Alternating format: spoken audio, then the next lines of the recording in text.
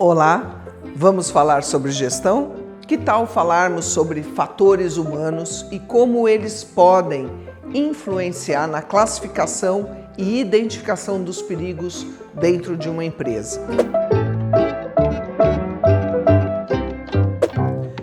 Quando falamos de fatores humanos, nós pensamos, a pessoa precisa ser treinada, eu preciso dar condições seguras para executar o trabalho. Não basta. Não é só isso. Existe a atitude da pessoa.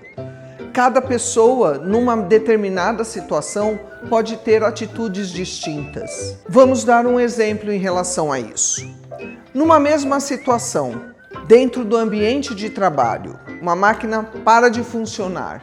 O que o colaborador faz naquele momento? Alguns podem chamar o supervisor e falar: a máquina parou. Outros, dentro da ânsia e de sua proatividade em finalizar o serviço e dar a sua entrega no tempo estabelecido, vai buscar fazer a máquina funcionar.